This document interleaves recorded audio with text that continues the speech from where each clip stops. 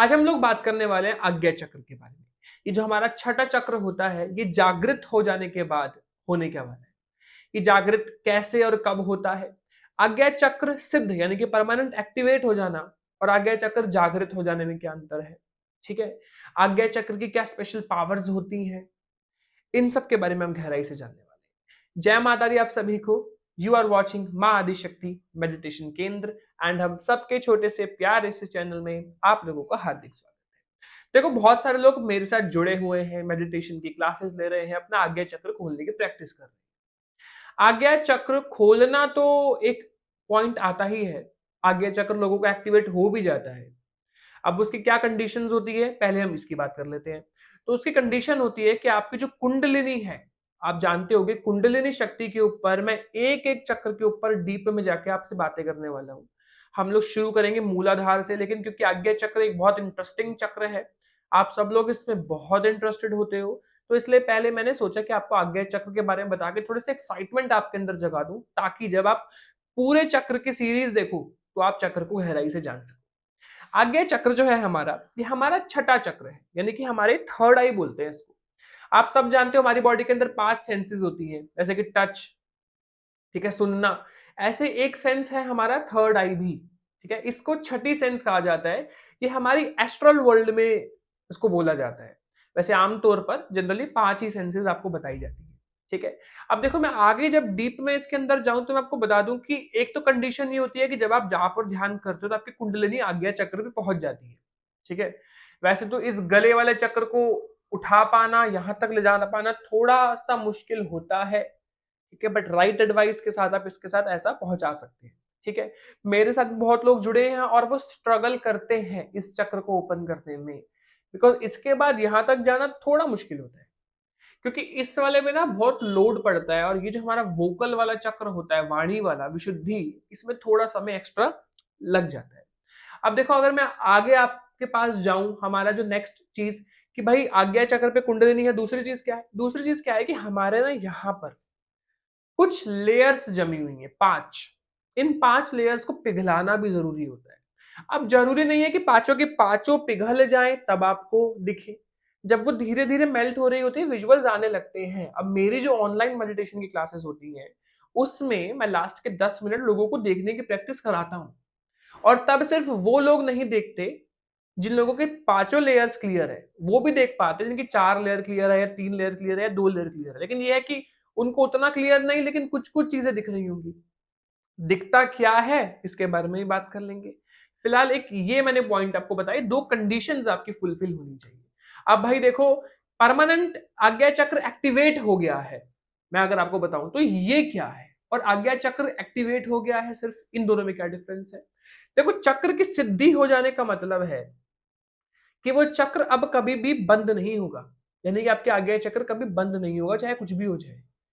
जैसे अगर आपके विशुद्धि चक्र की सिद्धि हो गई, इसका मतलब विशुद्धि से कुंडलिनी कभी भी नीचे नहीं गिरेगी। देखो, शुरुआती तौर पे ना, देखो, जो लोग मुझसे जुड़े हैं वो पहले से मेरी वीडियोस देखते आ रहे हैं ना, उन्हें पता है कि हमारे जो कुंडलिनी के चक्र होते हैं, ये जागृत होने के बाद नीचे भी गिर जाते हैं। जैसे मैं आपको, आज आपने मुझसे ऑरा स्कैनिंग करवाई, तो मैं आपको बताता हूँ कि आपकी कुंडलिनी विशुद्धि पर है। अब आप जब 1 महीने बाद मुझसे चेकिंग करवाओगे, तो जरूरी नहीं है मैं आपको विशुद्धि की जगह भाग्य चक्र बताऊं या विशुद्धि बताऊं, मैं आपको ये भी कह सकता हूँ कि आपके हृदय चक्र पर आ गई है। ठीक है, और आप इस बात को मानोगे भी कैसे, आप बोलोगे कि हाँ भैया, 1 महीने से मैंने छोड़ दिया था सब कुछ, मैं घूमने चली गई थी या घूमने चला गया था, या मैं मेडिटेशन की प्रैक्टिस नहीं कर रहा था, या मैं ध्यान की प्रैक्टिस नहीं कर रहा था, या मैं ब्रह्मचर्य का पालन भी पूरी तरीके से नहीं कर रहा था। देखो, ब्रह्मचर्य पूरा नहीं पालन करना पड़ता है, बट साधना के दौरान करना पड़ता है। कुछ लोग कहते हैं भैया हम मैरिड हैं, या फिर सर हम ब्रह्मचर्य का पालन कैसे करना होता है। तो ब्रह्मचर्य के ऊपर भी आप चाहते हो प्रॉपर में वीडियो साइंटिफिक लॉजिक के साथ समझाऊं आपको, तो आप मुझे बता देना, मैं उसके ऊपर भी नेक्स्ट ही वीडियो ले आऊंगा। क्योंकि मुझे भी एस्ट्रल ट्रैवल पे भी वीडियोस बनानी है, बहुत सारी, बहुत कुछ है बनाने को, एंड समय कम है आपको बताने को। ठीक है, क्योंकि वीडियोस मुझे छोटी रखनी पड़ती है, आप लोग ध्यान से सुन पाए। बाकी आप चाहते हो लंबी वीडियोस भी बन जाए तो मुझे वो भी आप बता देना। ठीक है, साथ ही में मैं कुछ लोगों को इनवाइट भी करने वाला हूं जल्दी ही हमारे चैनल पे, एंड क्योंकि वो भी स्पिरिचुअलिटी से रिलेटेड होंगे, तो हम दोनों कुछ बातें करेंगे, जो भी गेस्ट आएंगे उनके साथ, एंड इन चीजों को और गहराई से जानेंगे और उनके अनुभव भी जानेंगे कि वो इस अनुभव के बारे में क्या सोचते हैं। ठीक है, आगे मैं आपको समझाता हूं। अब देखो, ये तो हमारी आज्ञा चक्र की बात हो गई। ठीक है, आज्ञा चक्र की आज्ञा मिल जाना। तो जरूरी नहीं है कि आपकी विशुद्धि चक्र पर कुंडलिनी थी तो अगली बार विशुद्धि से ऊपर हो या विशुद्धि पर हो, वो विशुद्धि से नीचे भी जा सकती है। ठीक है, लेकिन अगर आपका विशुद्धि चक्र परमानेंटली एक्टिवेट है, परमानेंटली सिद्ध है, ठीक है, तो इसका मतलब है कि आपकी जो विशुद्धि चक्र है ये परमानेंट खुली है, अब ये बंद नहीं होगा। कुंडलिनी ना एक बच्चे की तरह होती है। जब कुंडलिनी चलना सीखती है, जैसे एक बच्चा चलना सीखता है तो कई बार गिरता है, लेकिन जब वो उम्र बढ़ती है उस बच्चे की, कुंडलिनी की भी एज जब बढ़ती है तो कुंडलिनी भी संभलना सीख जाती है और स्टेबल हो जाती है। वो बात अलग है, बच्चा बहुत धीरे धीरे स्टेबल होगा, कुंडलिनी थोड़ी जल्दी भी हो सकती है, लेकिन लेट भी हो सकती है। आपकी मेहनत पे डिपेंड करता है।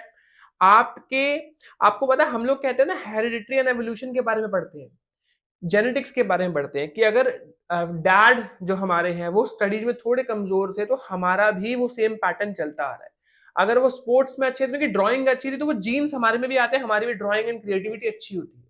वैसे ही आपकी स्पिरिचुअलिटी का लेवल भी आपके पिछले जन्म से कह लो या आपके माता पिता के जो लेवल्स हैं उनसे ही आपको प्राप्त होता है। तो ऐसा भी हो सकता है कि आपके माता पिता स्पिरिचुअल नहीं, लेकिन आप एकदम से स्पिरिचुअल निकल गए। क्यों? क्योंकि आप जो आए हो, जो आपका पास्ट जन्म रहा होगा, उससे आपका कनेक्शन है, एक डीप कनेक्शन है। या फिर ये कह सकते हैं कि आपकी जो सोल है वो बहुत स्पिरिचुअल रही है पिछली बॉडीज में। वही बात आ गई कि आपका पिछले जन्म स्पिरिचुअल है, आपके पेरेंट्स स्पिरिचुअल है तो आप स्पिरिचुअल हो सकते हो। ठीक है, क्योंकि ये भी ट्रांसफर ऑफ पावर कह लो इसको होती है। आई होप आप समझे होंगे। ठीक है, तो ये कुछ इंपॉर्टेंट बात होती है। तो आई होप चक्र के सिद्ध होने का मतलब आप समझ पाए। आज्ञा चक्र सिद्ध हो जाने का मतलब है आज्ञा चक्र से परमानेंटली सब कुछ देख पाना।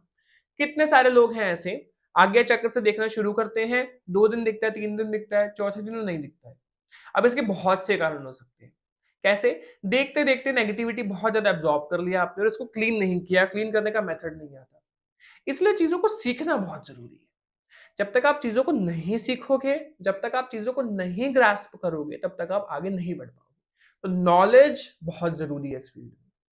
आगे अगर मैं आपसे बात करूं कि चक्र आपके सिद्ध के बारे में आप पूरे तरीके से समझ गए हो, दृष्टि को लेकर आप पूरे तरीके से समझ गए हो। अब जब आपकी दृष्टि खुलने वाली होती है तो आपको अलग अलग चीजें के विजुअल्स दिखने लगते हैं। अब वो विजुअल्स आपको परमानेंट दिखते रहे तो उसके लिए आप ध्यान को और बढ़ा दिया करें। और त्राटक, देखो जाप ध्यान के साथ साथ एक नया टर्म आता है त्राटक, ये बहुत जरूरी है।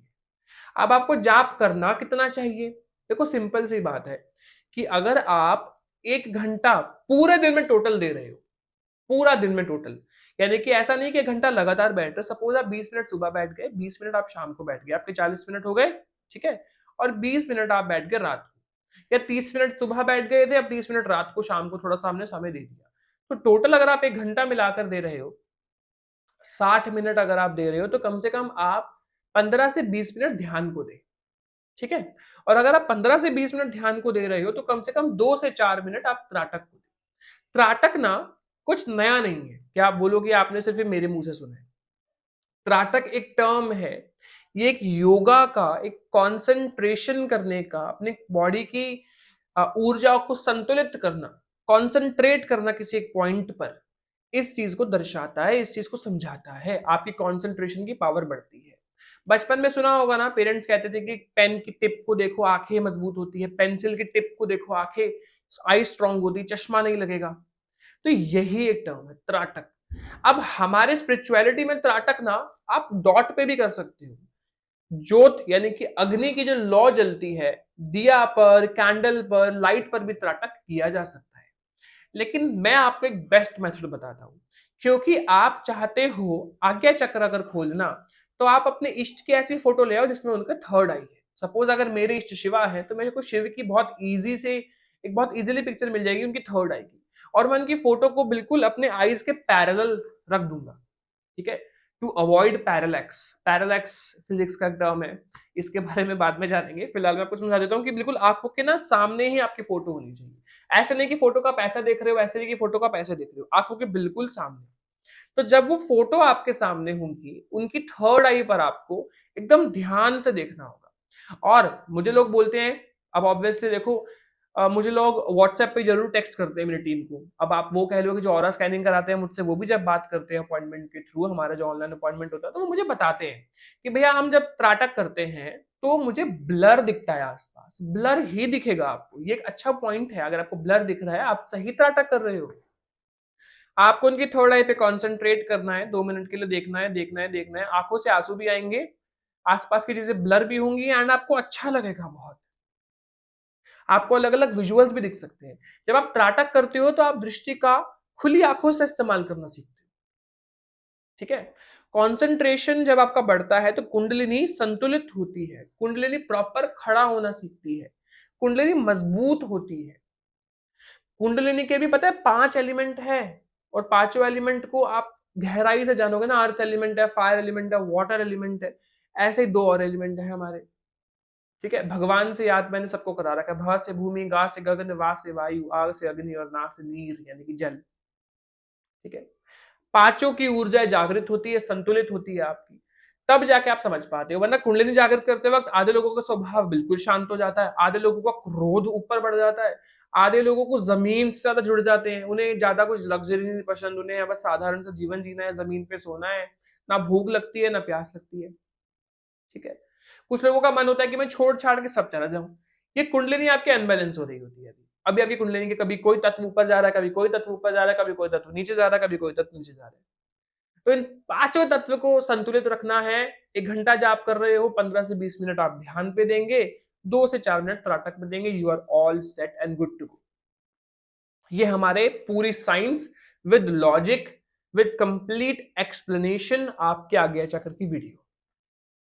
ठीक है, आई होप आप लोगों की दिवाली बहुत अच्छी रही होंगी। महालक्ष्मी जी और राम जी, विष्णु जी, गणेश जी, माँ सरस्वती, महाकाली, महालक्ष्मी, माँ सरस्वती सभी आपके घर में जरूर आए होंगे, आपको बहुत सारी ब्लेसिंग्स दी होंगी। एंड हर साल आपकी दिवाली ऐसे ही खुशियों वाली आए और आप लोग खुशी खुशी से अपनी दिवाली मनाते रहे।